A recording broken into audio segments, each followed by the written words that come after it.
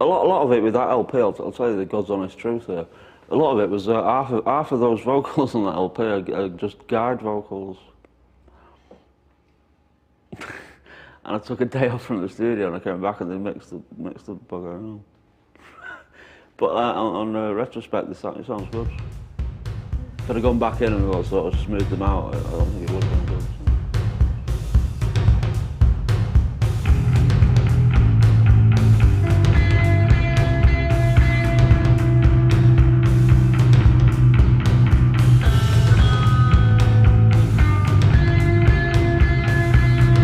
Yeah, we are the fall and we are the best.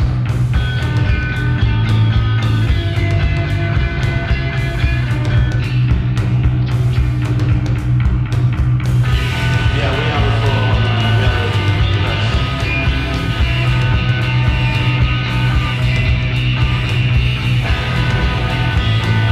Yeah, we are the fall and we are the best.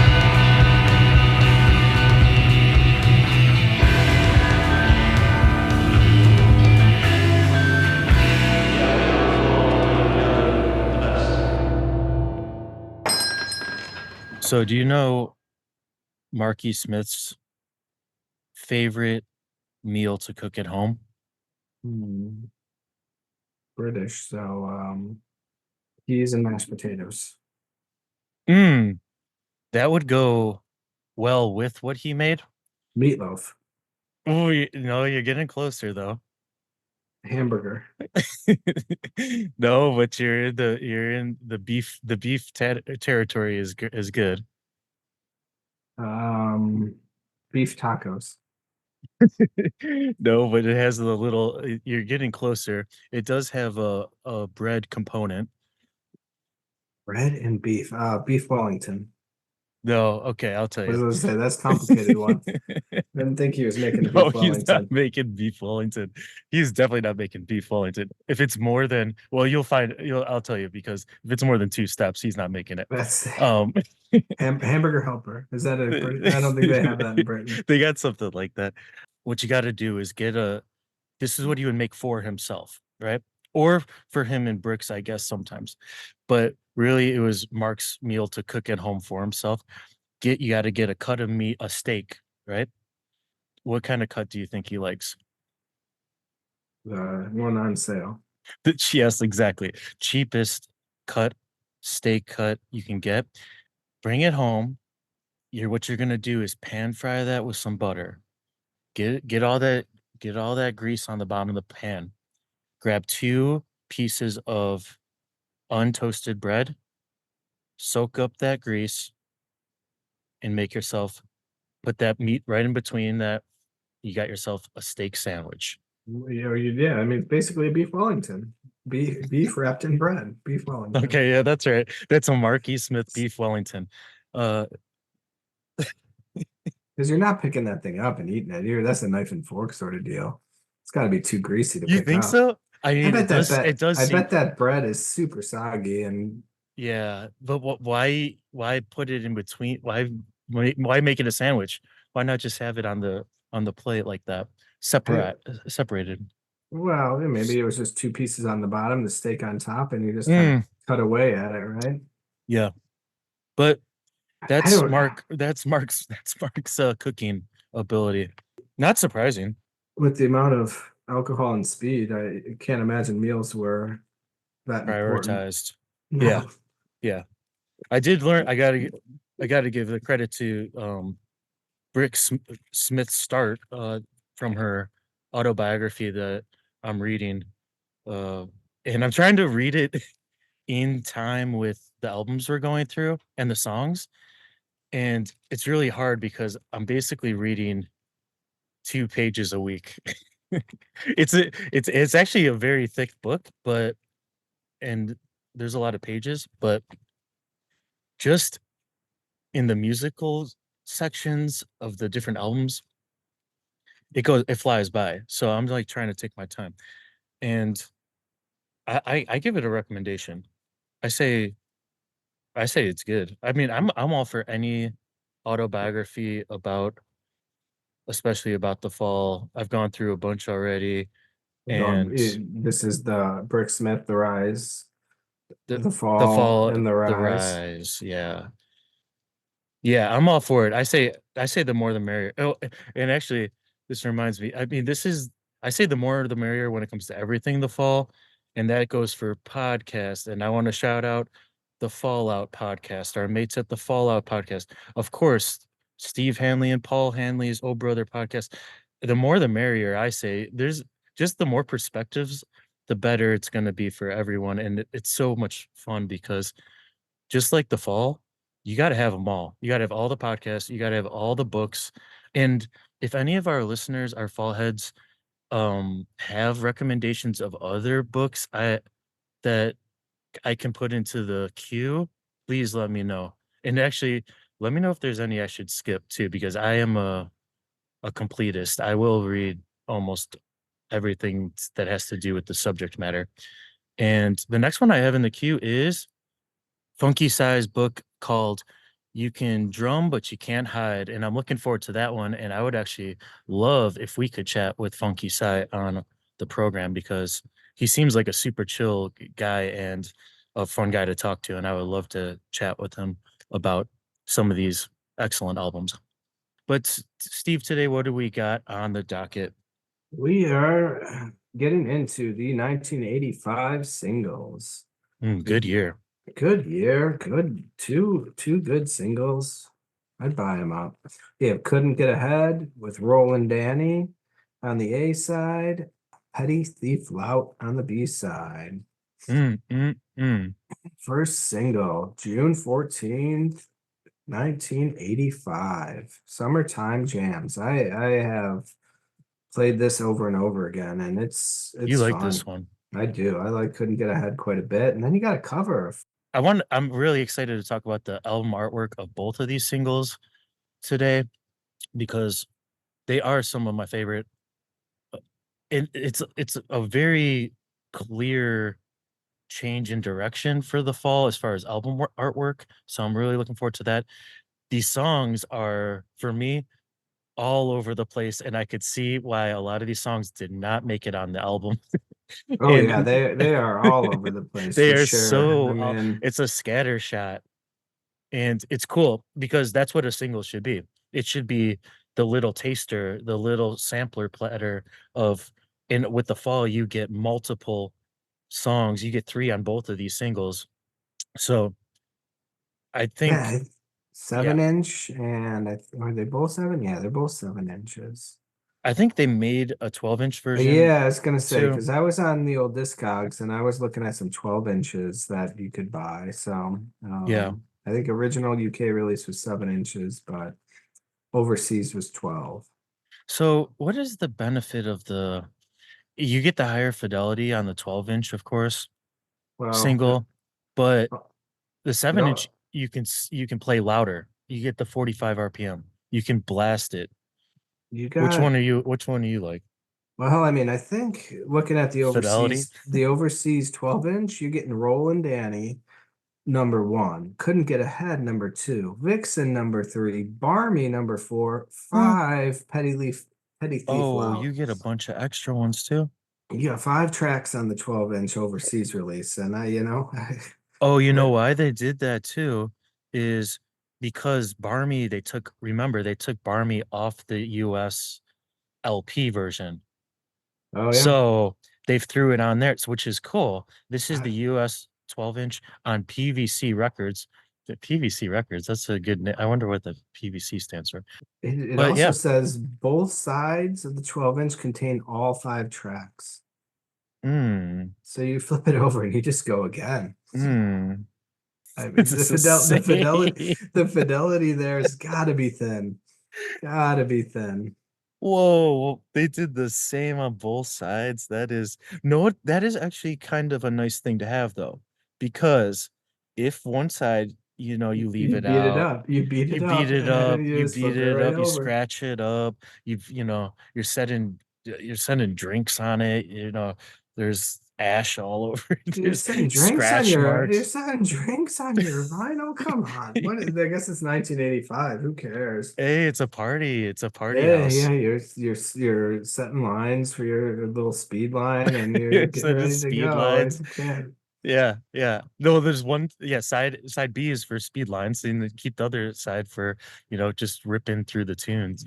But that's cool. I like that. And so we got, of course, Marky Smith, Brick Smith, Craig Scanlon, Simon Rogers, Carl Burns. So we got the same lineup as the LP from this year. Produced by John Leckie, as we expected, engineered by Joe Gillingham, and yep, recorded in early 1985. This comes out on Bugger's Banquet. And should we get into this? Let's go. I am ready to hear Couldn't Get Ahead for about the 9th time today. Okay, let's do it. Couldn't get ahead. I just couldn't get ahead. Couldn't get ahead. Just couldn't get ahead. Come on, a pub, the shop is closed. Come on, a pub, Harry wants to know where the next boss is. I said 5 or 10 minutes. I had my change in my hands. The bus flashes past. My hands are cold.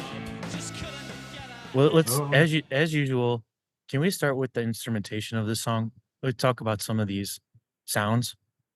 On the back of the album, it says what everyone's playing kind of, but it's who's playing this harmonica sounding thing, or it's like a mouth keys. Yeah, the high.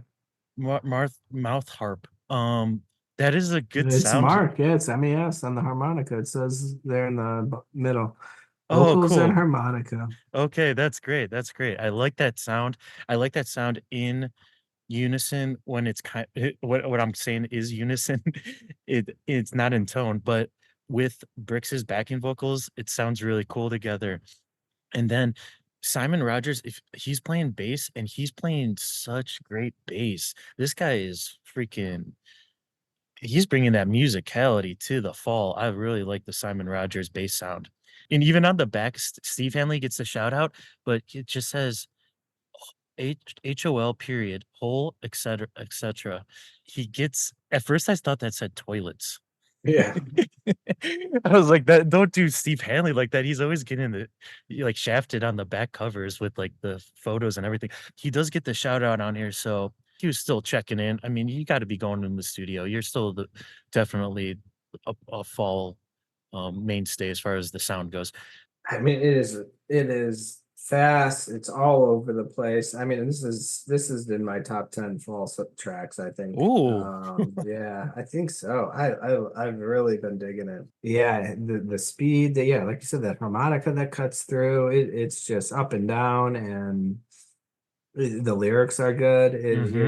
It's kind of a lot of context, and It's good context for the fall too, which is things not going right. It's a Sure, really yeah. great situation for the fall. He can't get a beer. He can't, he's almost kind of losing his head over. He can't get ahead. He's losing his head over not going can't get into the pub. The pub's closed. He's coming out of the pub. The shop is closed. And it's really great. It's kind of like the downward spiral, like everything is going wrong. It's just a bad day. And there's one line that is my favorite line is when I get to he's like in a restaurant or a pub, and it says when I get to the toilet, when I get in the toilet, light flashes, return to seat. No, he's on a plane. Oh, On an yeah, Asiatic he's on a plane. plane. Yeah. Yeah, you're right. He's on a plane. Yeah, the hostess says it to him. You're right. He gets to the toilet, the light flashes, return to seat. Oh man, everything is, it's just like, it's so Yeah, unfortunate. right. I was gonna say, I feared the beer was making sludge of my head. Like, come on. Everything about it just kind of clicks for me, where some of the other fast songs are fast and lyrically lacking. This one is just kind of, it just boom, boom, boom, 2:30, and you're in and you're out. Yeah. Perfect for a June 14th, blasted out the speakers, and All of his problems are somehow solved at towards the end of the song, which is really good too. And I almost take it as because everything is going wrong, everything's closed, everything, he's not able to get anything that he needs. Kind of his problems are sorted for him. There it's all been determined for him. It's all, it's just like, well, I'm not gonna get to do any of these things. So, sure, yeah, where there's no decisions to make I anymore. was gonna say, it says I pretend I'm blind, you see. So maybe he's begging, or he's just turn a blind eye to all the issues. Yeah. And Yeah, you pretend you're blind so that you no longer are affected by everything that's going against you. This is, yeah, I like this one a lot.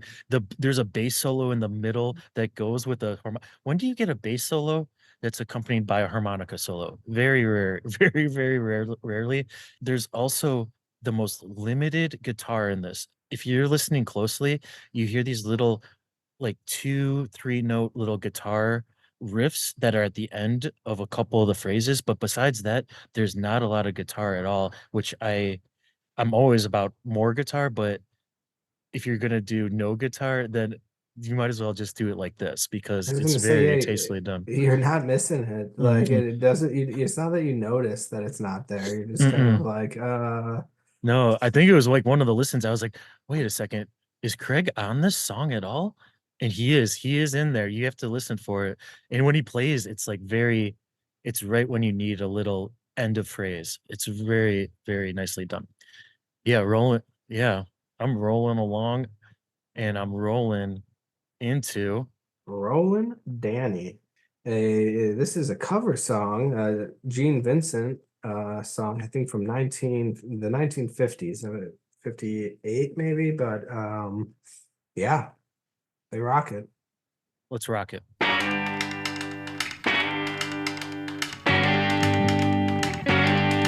Well, everybody's talking about a working man. Nobody's talking about a rolling Dany. Everybody's talking about a working man. Nobody's talking about a rolling Dany. Rolling Dany. He was a rolling man. And well, then walked into the old man's hall.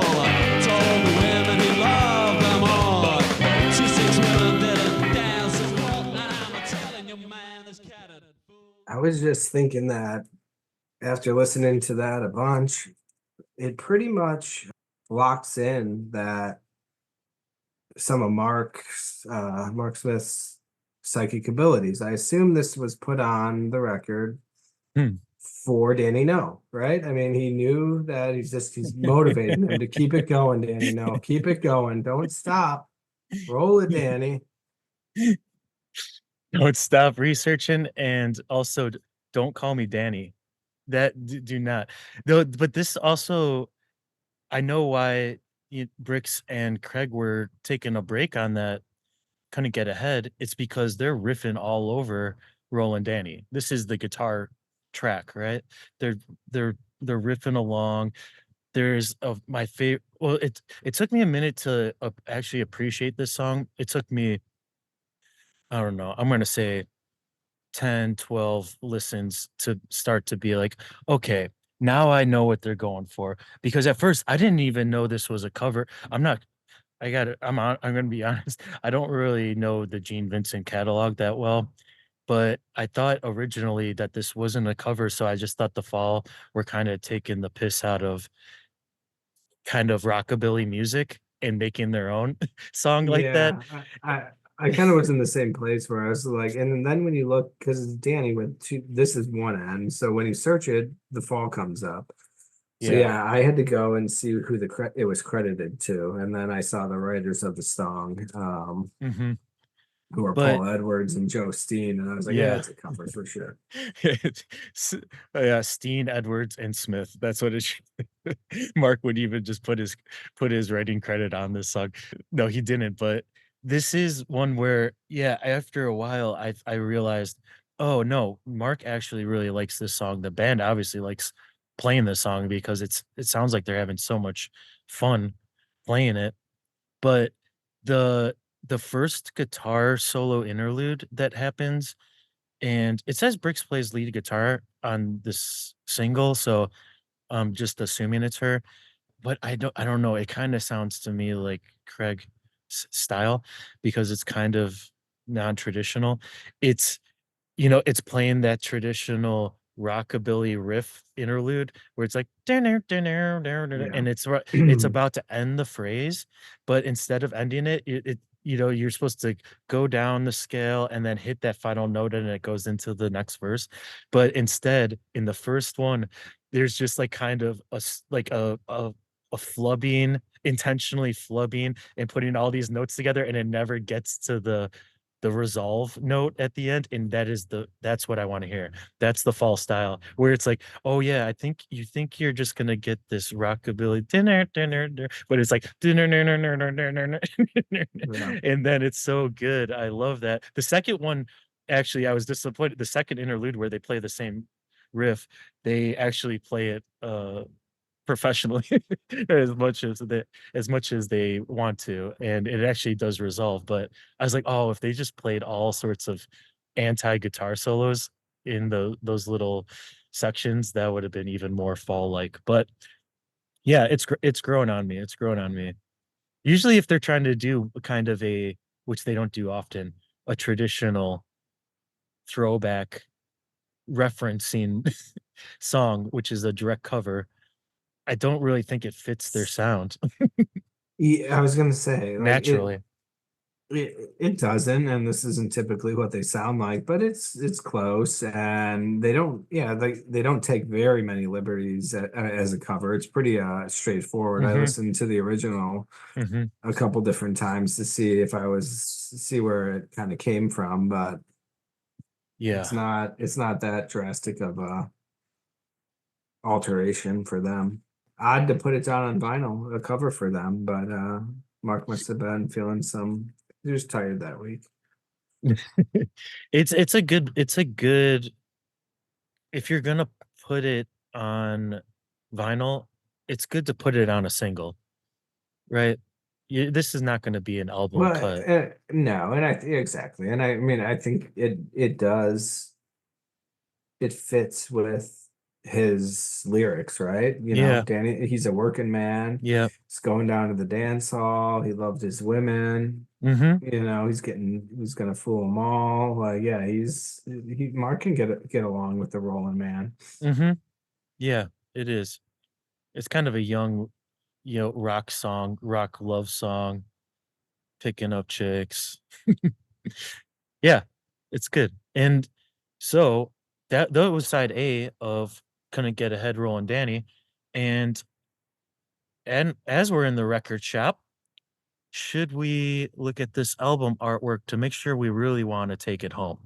We already know it's got some good cuts on here, but this is where the fall starts going to some photograph covers and actually putting the band on the front cover, but in this case, just Mark. And what do you think about this? It's Mark sitting in an office in front of a typewriter and a desk filled with stuff, which is great to look at, just piled with stuff, it just looks like his space. There's a cup of tea, there's an ashtray filled up with cigarettes. There it looks like there's bills on the table. There's a packet of crisps that's opened and maybe empty, some typewriter, the whiteout for the typewriter, office utensils, Yeah, newspaper. I think yeah, was that a bottle of something too in Hmm. the bottom left? Yeah, I mean, I think if it wasn't an office, it would be a little more believable. If he was just sitting on his couch with this on his coffee table, I would like it a Mm. little bit more, maybe a little more realistic. Hmm. I don't know how many office days he put in, but Yeah, well, at the docks, he was in that office. He was doing the forms. He had the skill, the clerical skill. But I do like it. I like the way he looks kind of depressed. It fits sure. it fits with the couldn't get ahead. And the text is cool. I like the text on this one a lot, where you get the couldn't get ahead title and it's ahead is H-E-D, and then they insert the A like it's an edit to, like you would edit on a typewriter and put the letter in Yeah, and then for a mistype. they got the double A for Rollin Dany. They're both on the A side. They're both on the A side. Yep. It's cool. And then let's flip it over because there's cool stuff on the back. Yeah, you get your favorite handwritten editorials here. This one looks so cool. This one looks like it's almost what we're looking at. It looks like it's almost the mock-up for the album art. It kind of gives you the slates coaster vibe of things where you're like, this was just kind of jotted down, and then they're like, well, that's as good as we can do, so let's just copy and paste. Yeah, I love it. I love it. It's got all these random details, and these arrows pointing to different things, which is the 12-inch only has these tracks, so there's arrows pointing to it. There's different color markers and pens, and even there's a little note that's so funny. It says 1A contains the formula for nerve gas. 2 double A, timeless dirty tricks in harrowing new continent. And there's of course, you got to add a picture of a building, which they did. Official release, you have to have a picture of a building somewhere on the fall album so you know it's official. Mark, 2 photos of Mark sitting on, that could have been the cover though. You see those little pictures? His glamour shots there. Yeah, and he's sitting next to a guitar. He's sitting on a guitar amp. Those look cool too. I would not have been mad if they made that the cover. There's a picture of the band, which looks like they could be in a green room, like post-show with bricks. And it looks like Carl. I can't really tell. And then there's a picture of someone down below that's all blacked out, which is cool. I really like everything about this one. Yeah, even the handwritten, like, oh, we're gonna put who's doing what, handwritten, who's production covers, things like that. Cover was Carol Siegel. Yes, is down there. Yeah, there's a little typed out message at the top of the track list that says, "Dear John and Beth, herewith, as requested, writer credits for our recently recorded material." And then below is the track list with the writing credits. So it's almost like Mark typed it up in the typewriter, sent it over, and as usual, it goes right to printing.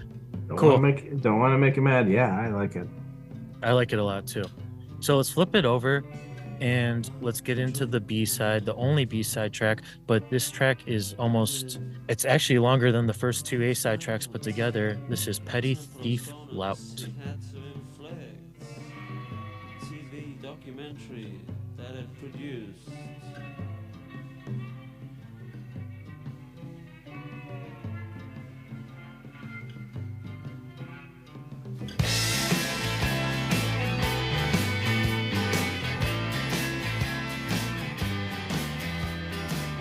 When he whistled and the streets, the men turned around.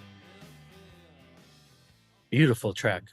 Beautiful track. I don't know why I like it, but like the fact that like you're kind of like leaning in and like listening to the quiet parts, and then all of a sudden it just kind of blasts you away, and you're like, oh, okay. The dynamics of this song are really good. This is what I want in a 5-minute song. It's like the ebbs and flows, and Marky's almost whispering some parts too, like the gray templates on us he had to inflict. It's really good. Up the drain pipe, rapid heated sprout, great templates on us he had to inflict, TV documentary that it produced. Yeah, this is it's so cool. It's everything about it is cool. The electric guitar strumming with an acoustic guitar is also a sound that we don't get that often with the fall, and it really works well in a dark tone like this. There's also some keys on here too, which are really nice, but they're under the mix, so you don't really notice them until almost like at the end where it still just plays along as an outro. Really good. What I was wondering is, I have my own interpretation, but do you have an interpretation of the F prints F I, dash like, prints. yeah, I don't know, the fingerprints. Uh-huh. I mean, it Yeah. says F prints on the fingers, but I was I don't thinking know. fingerprints too, because it's about petty thieves, right? Sure. And so the fingerprints on things, but then the F prints on the fingers, they sprout. So I almost take it as if you're a petty thief, you got these hands that are almost reaching out, sprouting out to grab things that are not yours, Sure. and Yeah. to take them, almost like they're naturally working on their own to commit the crimes. It's mm, When leaving mhm. the house, never have white powder on the nose about. Like, Yeah, yeah, that's good too. Suburbia holds more than you care for. Oh man, that's really nice. And yeah, this, this like yeah, teenage. It's like a teenage angst song, kind of. It it just is. done in like a beautiful way, right? Like Hmm. done by someone who's just like thinking back about Hmm. And the bad times or whatever they were, good times to you in the moment. But hmm and this is the time when Mark and Bricks moved kind of to a little bit more of a suburbia setting when they bought their house, which was near Mark's mom's place, or down the block from it.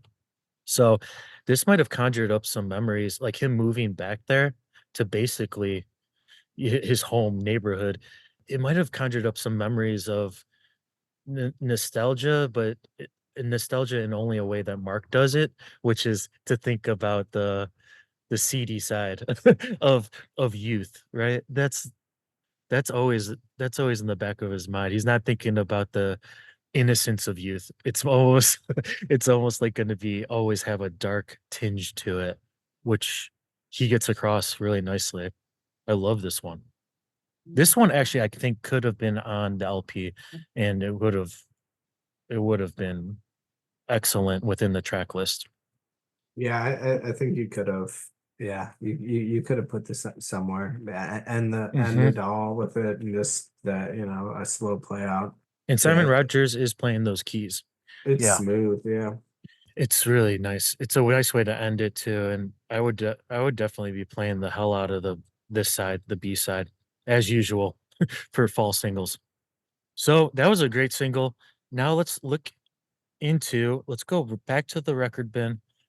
Let's flip through, and what do we got here? Let's flip through, and we got another release by the fall, as expected, in October of 1985, s- on Beggar's Banquet, of course. And we got Cruisers Creek. Three more tracks. We got Cruisers Creek, LA, and Vixen. So a couple of these songs, you know, we've got access to on the LP, but we get Cruisers Creek to lead it off. And it's a nice long track to, really think that you're getting your money's worth as far as picking this 7-inch up. absolutely. Cruisers Creek. Cruisers Creek. What really went on there? We only have this excerpt.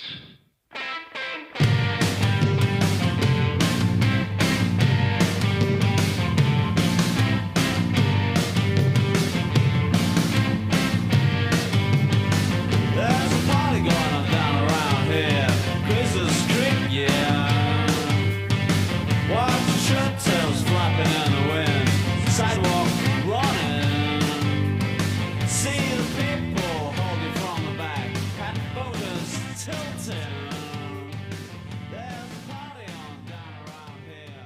Cruisers Creek now. Cruisers Creek. I love the story behind the title of this.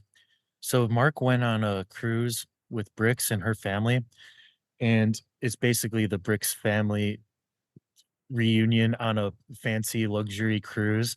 Of course, Mark goes along, for his wife's family. And after a couple, I don't know, days or maybe just a couple hours, he was like, fuck this. I cannot take this anymore being around your family, being around a bunch of rich people on this big old boat. Mark, as you would expect, does not like a couple of things that are the main parts of being on a cruise, which is being on a boat in general. He doesn't know how to swim. He doesn't know how to drive. He doesn't know how to swim. He doesn't like being out in the sunlight. So what does he do? He goes to the library on the cruise ship, which that was news to me too, because I've never been on a cruise, but to have a library, that's nice. And so he spends all of his time in the library, and the name of the library, well, all the names on the ship for all the different rooms are nautical names. So the library's name was Cruisers Creek. And so Oh, that's nice. yeah, so that's kind of cool that he uses it. There's a couple little boating things, he says boaters tilting. There's a couple little lines in the song that call to it, but really it's a bunch of, as usual, really great vignettes of different scenes, and the sound of the track is great, but really this is a song that's about Mark's lyrics. Yeah, I was with the Rollin Dany cover. I just kept thinking how great this song would be if Alan Jackson covered it, and just really made it a Southern party song. Yeah, I think it could go well. I think it could actually. I could just picture Alan Jackson, or maybe even the music video is Alan Jackson, like coming out of the water in the Chattahoochee music Exactly. video, I but mean, he's getting pulled by the big old by luxury a big yacht. old luxury, yeah, yeah. I mean, Chattahoochee, I looked it up. It came out in '92, so a couple years after this, not too Oh, so it was far. definitely informed by this. It was Yeah, I definitely, think he listened to this and he knew what he wanted to write. Um, I think Mark would have appreciated that. yeah. I think Mark would have appreciated Alan Jackson's whole catalog. I'm pretty sure. I'm surprised he didn't cover something later on. Maybe we'll be surprised. Maybe there is one. Let's just go through a couple of these lines because some of these are so good. One of them that always just makes me laugh is "I crave sex behind steel cabinets. It's what I'm yearning for." And then later, and later on, he's like, "And it's what I'm gonna get." Steel cabinets. Okay. I actually, this does remind me. He did have a thing, or Brick said Mark always had this fascination with office parties. So like holiday office parties.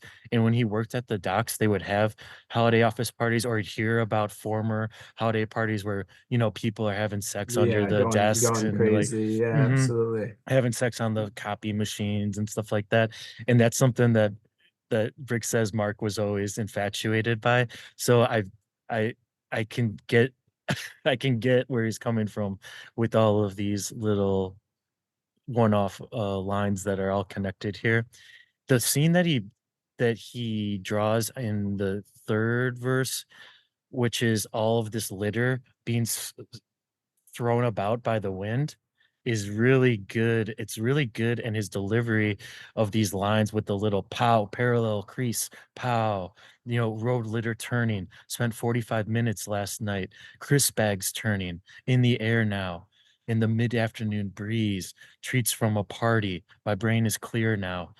That's cool. And also, I always put that next to an actual creek, like by the Cruisers Creek, where all this litter is just sprayed around, right? But then where's it going to lead? It's all going into the water, right? It's all going into the creek, and it's all going to get washed downstream. All this crap, all this shit, and making maybe a very tranquil, beautiful creek into a human touched garbage garbage collection. Yeah, exactly. Kind of what kind of what these like big old cruise liners leave behind in their wake, right? Oh yeah. Just like Yeah. just a trash, just dumping shit off the side, dumping Yep. waste and Yep. People spewing over the railing into the waters. yeah, it's just like and it's also like the song just like ends, right? And then just picks right back up and keeps going. And Mhm. Mhm. you get another whole half of the song. Yeah, you do think it's going to end multiple times, and then you're happy that it keeps going, and you're like, "Oh, there's more to it." And then it ends with Mark being the hero in the scene of someone left the gas on in some situation, and he's lighting a cigarette, and it's like the fuse like like burning, and there's a chance of the huge, massive explosion. But then at the end, he catches it, and he is the big hero. He's the big hero, mate. Hero, mate. Yeah, Exactly. avoided disaster. He avoids the disaster, but then he imagines the explosion, and I think that he kind of in the back of his mind thinks, huh, that would be kind of cool too, you know? Sure. It'd be a cool way to go out. Big epic explosion. Very, very, very nice. I got no problems with that as being a single. That is the A side. Let's look at this album art for Cruisers Creek. We got what I think is one of the best photos of this band, this lineup, and the photo was by Michael Pollard. And it's a great photo. I like that it's black and white. They're sitting by a creekside. They're looking cool. They got their overcoats on, a lot of them. The Yeah, I text, mean, simple, clean. if you didn't know The Fall and you saw this album cover, what kind of style would you think this band played? Just looking at And the cover, looking at 19, them, 1985. looking at the text too, because the text gives a totally different vibe. You know what it makes me think of? The band. The band, sure. You know, it looks like it's kind of like an Americana Yeah, I mean, with the trees folk in the music or background, even yeah, British folk music. They have a which, little edge to them. They have a little modern, all of them. I mean, it's mainly yeah, a just little because dark. Brix is there. She's adding a little style Yeah, flavor but to I it. mean, I don't even know. Brick's in the middle. You could barely tell it's her. Yeah, Like, I mean, she doesn't look super feminine there. Like, she's got the short hair, so yeah. She's got a jacket on. It looks cool, but it doesn't fit the sound at all. Let's flip it over to the back. And the back is not a lot of anything no, really. no, big and boring. It doesn't seem like the band really cared or had any input on this album artwork at all. No, even in kind of even in general, the whole single, right? Like, Yeah. I Yeah, mean, it's two songs. Cruisers Yeah. Creek is the original. Then you got Vixen in LA, which we've heard, and hmm It's interesting that it is a 45, but it is played at 33 and a third RPMs.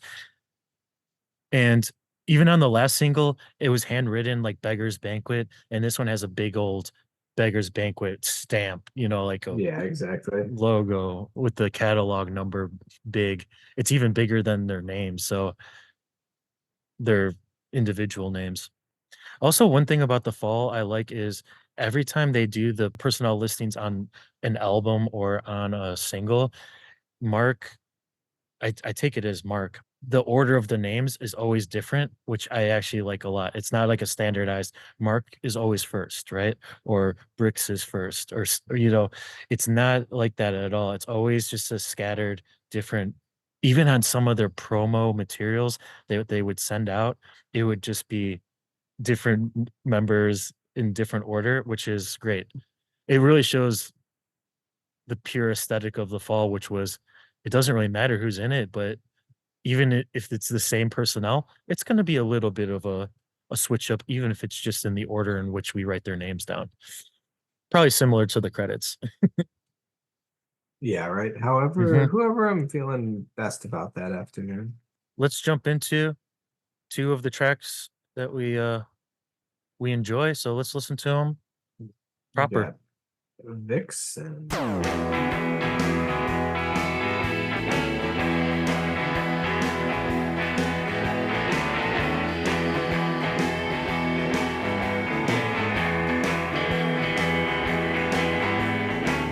It'll take her a long time, suddenly back on its own, to see friendless and alone. She is friendless and alone. She is friendless and alone, and the vixen on its own, and the vixen. Are you feeling sad for that lonely Vixen? Don't wanna be a vixen. Don't wanna be a vixen. Yeah, I mean, this one, they never play this one live, but I would really love a live rendition of this song to see what kind of energy they would bring to it in a live context, because I think it would sound a little bit different and a little bit up tempo and maybe a little bit more raucous and rock and rollin'. As usual, though, I do like the sound instrumentally of this song because it does have kind of a country western twang at parts, which you and I both enjoy definitely when they do it like that. And this is definitely just a brick song, and it sounds cool. The only thing that I don't particularly enjoy is the chorus. I don't think the chorus is really hidden as it could have if they chose maybe some different notes, different chord to deliver that. But yeah, a fox, you know.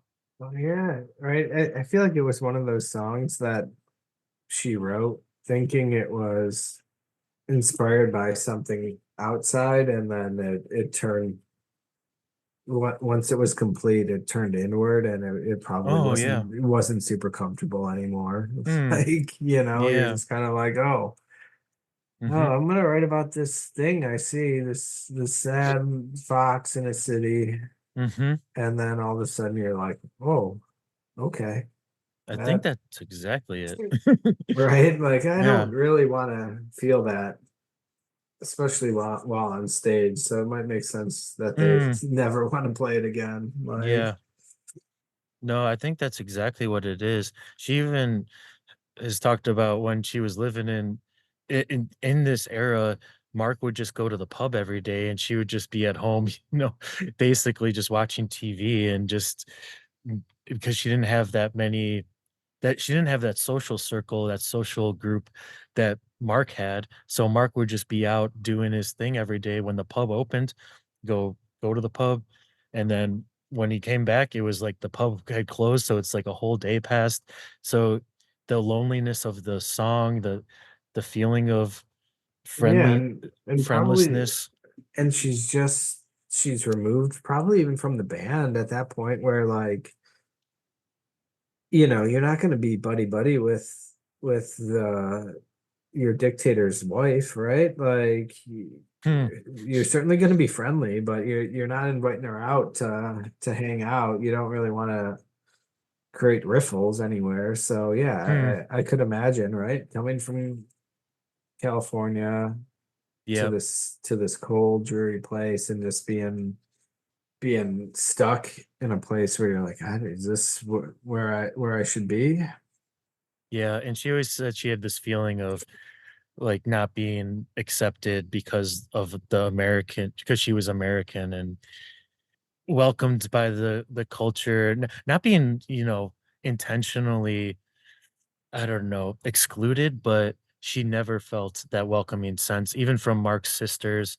She didn't have a unfriendly relationship with them, but that wasn't like someone she was going to be calling up and hanging out with. Yeah. So, Yeah, but especially Manchester, right? Where mhm, it's not a big tourist location, especially in the 80s, where you're like, oh, there's a lot of right. outsiders that are around. Like, this is a Hmm. tight-knit blue collar community that is used to what they're used to, and she certainly was outside of what was around her. Hmm. Yeah, definitely. It is a good sounding track to go along with Cruiser's Creek, though. It's a nice double edge, other edge of the sword. And but then we get a little reprieve because then she's gonna be happy again because then we get her hometown sound, her hometown song, LA. Take her back home. She's LA girl.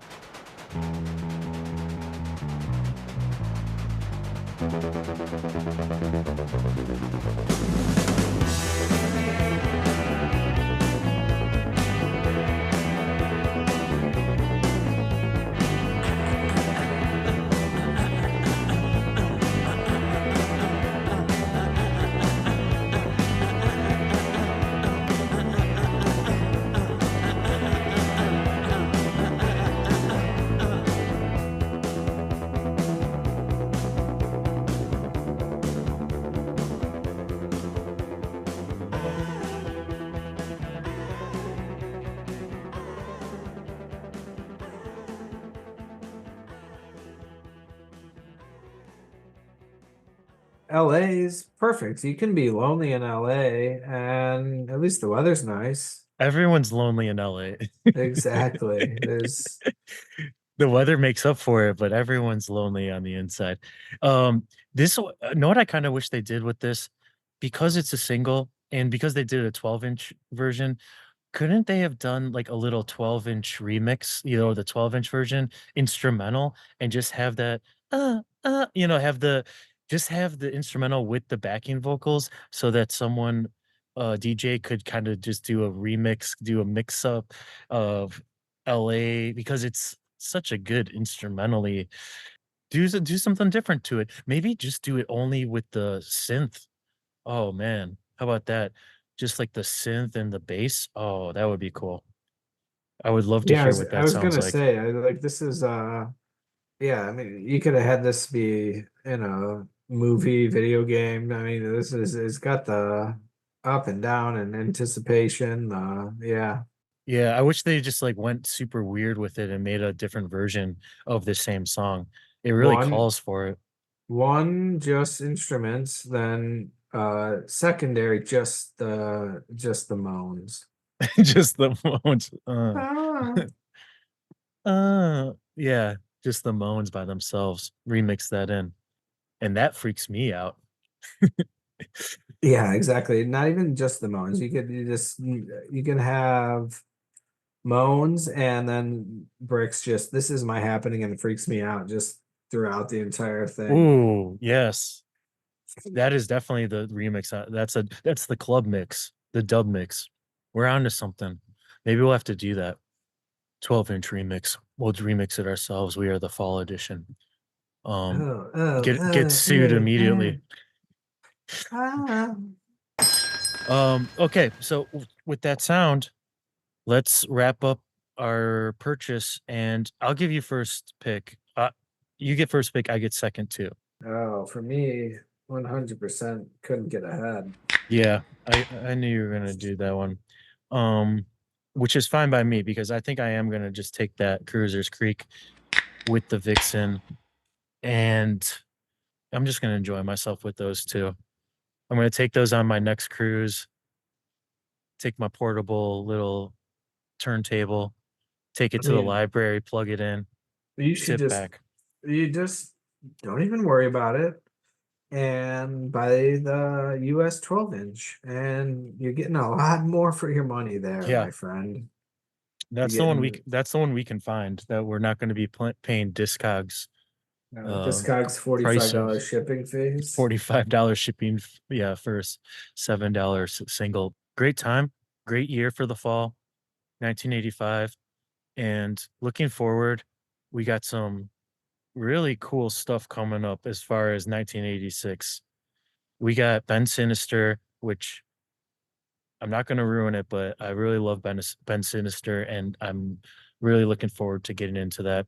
I guess I do have to read the Ben Sinister book to to get into the headspace of Mark a little bit more before we get into that. But 86 is going to be a good year, I feel like. We do have a fall session in 85 that's coming up next, that is going to be also very intriguing. Steve, I think we just got to say, if you're not on Patreon yet, jump on Patreon. We got a couple levels. You get a bunch of bonus episodes. You get a bunch of the episodes early. So get on there. There's a couple different tiers. Just jump on there, leave us some comments on there. We love chatting with everyone. And if you get onto one of the higher tiers, you get one of the official membership bumper stickers that states I was also in the fall. So throw that on your tour van. So until next time, we are the fall. We are the best.